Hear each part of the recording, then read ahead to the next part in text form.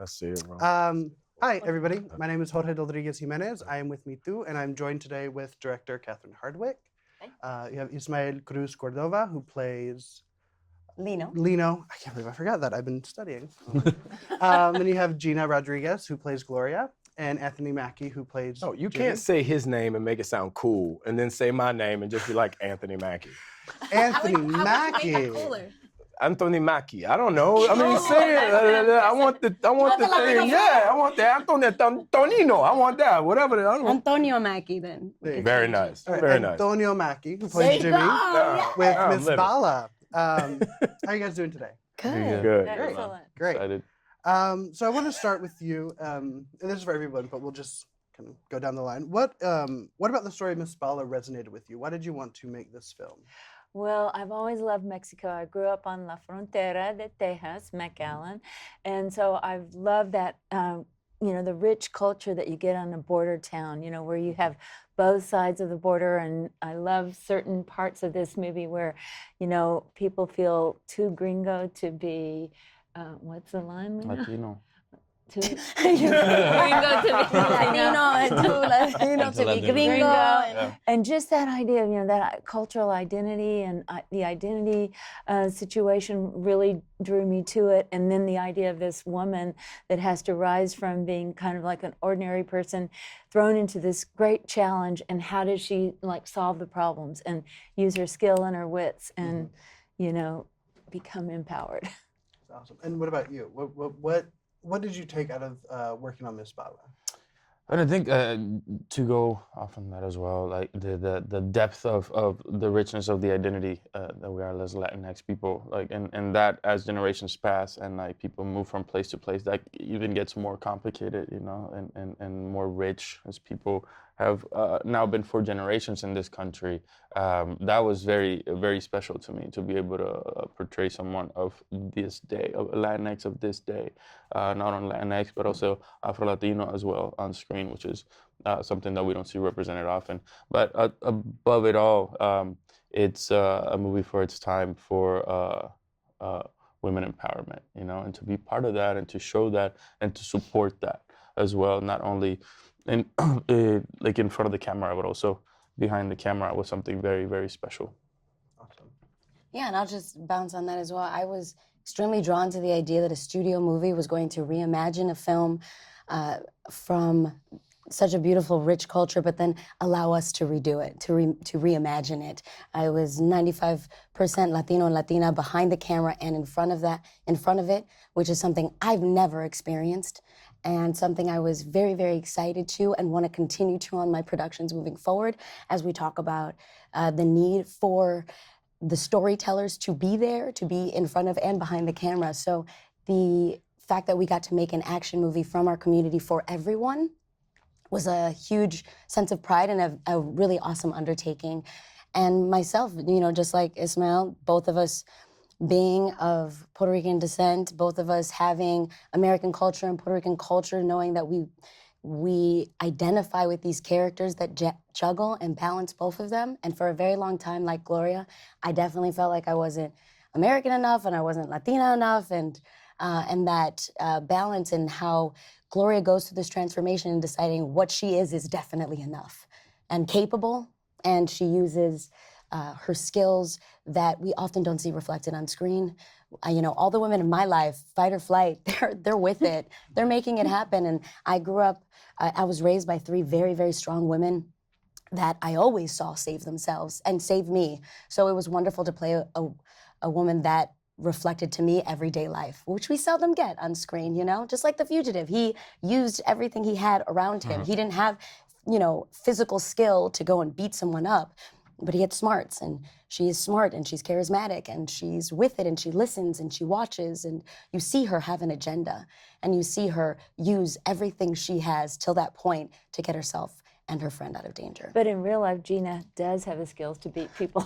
But they didn't want me to use those in the movie, so maybe the continuation, you'll see that. So I was just, I've in my career had the great opportunity to watch women who unexpectedly blow stuff up. And when I met Catherine, when I met Catherine, I was like, she don't seem like she would blow stuff up. I would love to do this movie. So it's worked for me in the past. And working with women named Catherine has worked with me in the past. So I went for what I knew best. Women do like to blow stuff up. We do. Y'all are crazy. Well, that's one way to put it. And touching on the physical nature of the movie, it is a pretty physical movie. There's a lot of running, there's a lot of fight scenes, and you, Gina, have shown that you can be really physical on your social media. So I just want to ask you, what went into the preparation for your roles? And what was it like for you, Gina, to show that physicality on screen that we all know that you have? You just like threw both of us in PTSD from that time. We're like, because it was such a physical change.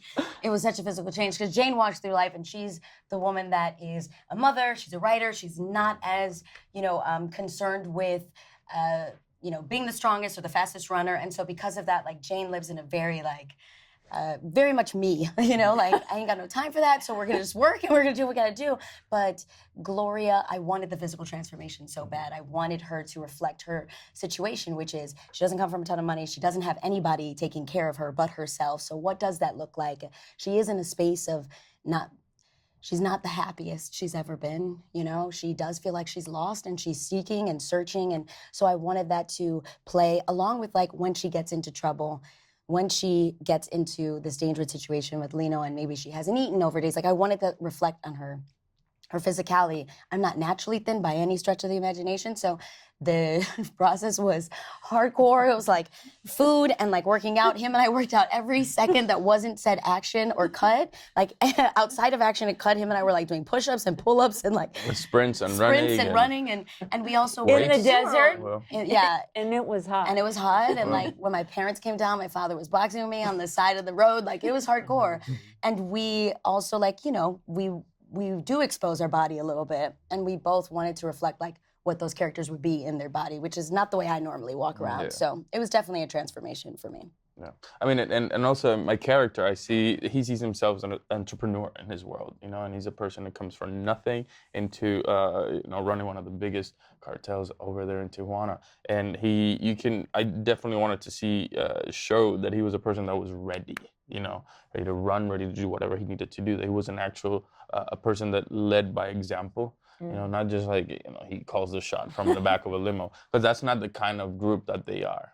He came in, he took over, other people's territories, and he established himself as a young leader of this whole thing. So for me, I saw him as active and healthy and elegant, in whatever that he could do and he could be. So I think that was part of it as well. And we also had shared the scene. So we were down. We were ready. We were getting it in. Well, yeah, that's part of it, And you stay like this. That's how he is. I was in craft service. I was in the back riding the donkey in circles. Wish there was an actual donkey one day on set, just hanging out in the parking lot. Right. Oh, because yeah. Totally. Everybody forget my man. What up? Yeah. Donkey in the parking lot. Shout out. And so you mentioned that a lot of the people in front and behind the camera, they were Latino, and it's a representation that we don't see. And so I wanted to hear from all of you, what was it like to be part of that kind of representation? Even with a female, a Latina lead in an action movie, there's just a lot going on in this film. So how did all of you feel working with that? Very Latino. Good. Antonio. His name is now Antonio. It was dope. It was a dream. It was incredible. And it wasn't just it was Puerto Rican and Mexican and Venezuelan and Argentinian and Colombian and Cuban and Dominican and we're not monolithic. And the Latino community, the Latinx community has been one that is almost, I think, is very similar to the Asian community. There are so many cultures that are represented under this umbrella, and it's each one is so vibrant and so fantastic and beautiful, and we're so varied in skin color, in eye color, in hair texture, in religion, in politics, in everything, in so many different ways. So to be on a set where you saw that quite literally, it was visible. To hear the different dialects, to hear the different slang, to hear the difference between mofongo or mangu, like to see to feel the sense of celebration in each other's like beauty, to have Spanish and English on set. It was the most Spanish I had ever spoken in my life. It was every day, 3 months. Like Catherine was speaking Spanish just as much as everybody else was, like, right? Did it? Yeah. It felt insane. It was great. I mean, what it does spiritually to you, and it's to enter in a place where you don't enter from below. A lot of the times you enter and you are the one person of color or the one person from a minoritized community. And when you enter from a common ground and that place above, what it does to you, like that feeling was so important. We felt that every day, and we were so happy to be there, and we knew that we were doing something, regardless of the product. What was happening as a community was so important for us. And we were capable, and that we were there. That we were there. And a studio was behind us, and that's different. That's just. To me, that was one of the first things they told me. Clearly, they know me because I was like, "Excuse me, you're doing that? Can I please be a part of that?" And then at the helm was this badass woman, and yeah, it felt revolutionary. It felt different. It felt spiritual, and then nerve-wracking. I'm still sweaty. Yeah, terrifying. But then our incredible producer Pablo Cruz, who is one of the original producers on Miss Bala, made us paella to start it was giant being a paella for 200 people, and he's there and he's cooking away and he's sweating it out and he's feeding us and he's saying how proud and excited he was for us to go on this journey, and he was blessing us. You don't have that normally. That is cultural, the love that Latinos give to each other. I'm not saying anybody else doesn't. I'm not saying any other culture doesn't. I'm just saying it was palpable on our set. We're familiar with it in the house. So for it to bring it onto a set was this is joy. Absolutely. And so we're going to shift gears a little bit. We're going to go to some fan questions that we got on social media. The first one is for Gina. Surprise, surprise. The question is from Carolina on Instagram, and she asks, when preparing for the role, did you feel pressure to make sure your character didn't fall into the women in action movie stereotypes? Oh, you know what? That's very interesting to say because I guess with the script in hand that we had, that Catherine and I really dug into it with Gareth and made sure that we saw a reflection of the women that we walk around in life with. Me and Catherine made sure that she had agency and she had an agenda.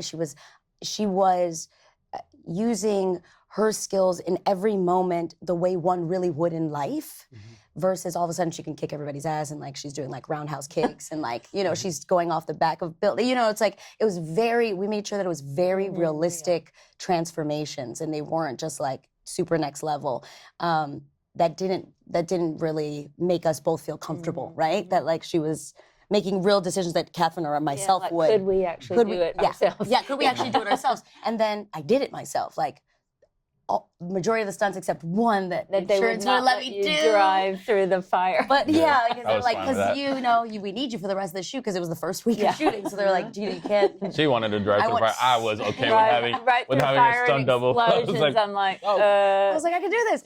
But that being said, yes, we made sure that we were capable of doing everything that we felt it was very realistic to what we would either fearlessly or very fearfully do, right? So either one, right? But that we were just making sure. So even prior to even getting into the space, Catherine and I felt very comfortable that this woman was making a very realistic transformation into her power. For sure. And my next question is from Gina Alexis Rodriguez on Instagram. That's my name. That's my full name. There you go. Hey, girl. Well, that's her handle. You wrote yourself? I don't think it's for me. Who was it for? No, it's for all of you, but that's her handle on Instagram. I wrote a question for myself? She's on like, Instagram? No. The question is, how do you stay motivated within this entertainment industry? As women, as people of color, how do you stay motivated to keep pushing through in this industry? So whoever wants to start. I'm ready. I think I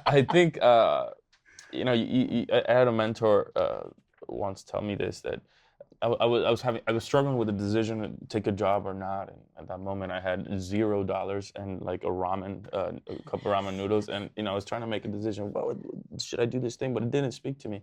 He said you have to sit down and really think, write whatever you need to do about, and delineate what your mission is, and no decision that you take from there will bring regret. From there, for me, I stay motivated by really having a mission, what I feel that I can contribute to society and be of service with my art. Some people do love acting and for the love of it and just for it, and that's incredibly valid. But for me, I don't feel like I've been able to escape the social impact that I have by representing and being visible. So I think for me, I stay motivated by knowing that every instance of me in front of the camera opens a space for someone. So I think that keeps me to know that I have that, and I represent a lot of people, and they look up to that. Awesome. That's pretty. I felt you.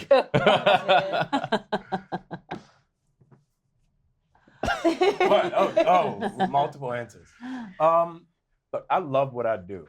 I've realized this year I've been acting for 35 years, seriously. And I love it. I love the joy of it, the opportunity of it, the essence of it. I mean, I've trained for 12 years just to do this. So the idea of acting and this profession is not something I take lightly. I didn't decide to do this to become a celebrity or get invited to parties. It's something that I love to do. It's my craft, it's my art. So my motivation comes from within. It's my being able to express my joy by doing what I love. I'm one of the very few people I know who wake up every day and I'm able to do what I love. Everybody else have a job. Like when I talk to my friends, they're like, I hate my job. And I'm like, yo, go and play a bad guy, So I love it. I feel very fortunate that I'm able to do what I love every day.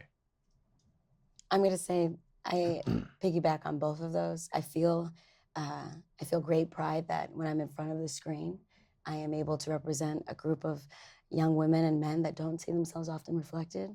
I also feel so grateful I get to do what I love every single day of my life. Between action and cut, there is not a thought in the world that I should be doing anything else.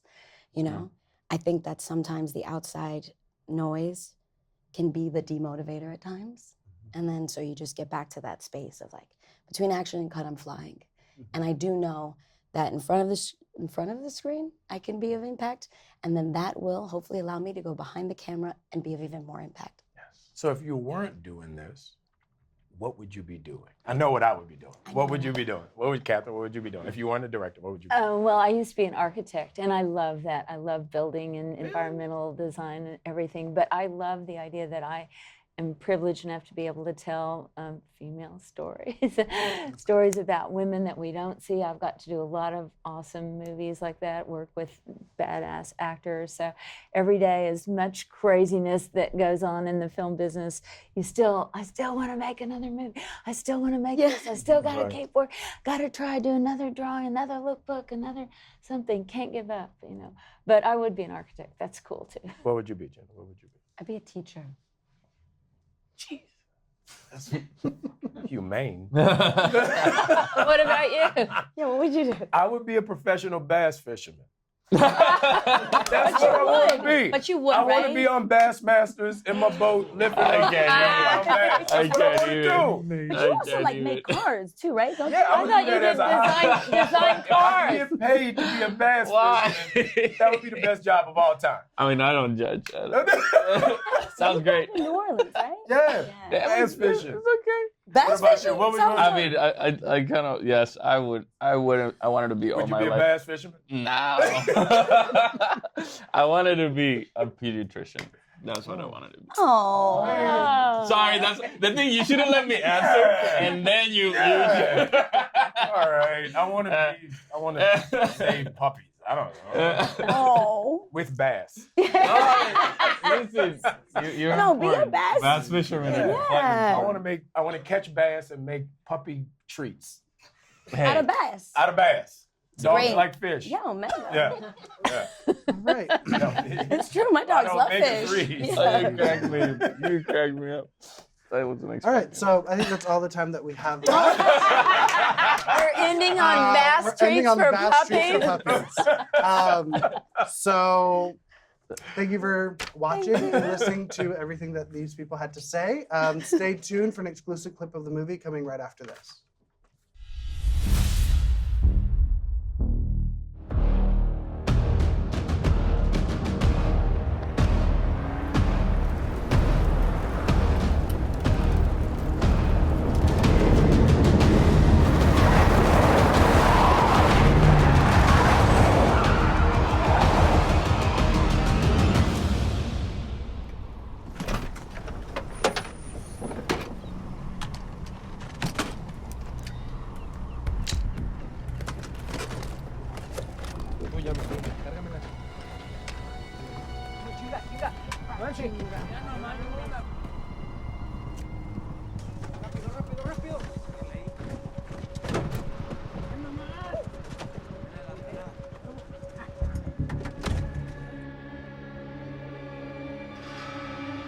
¡Cuidado, patrón!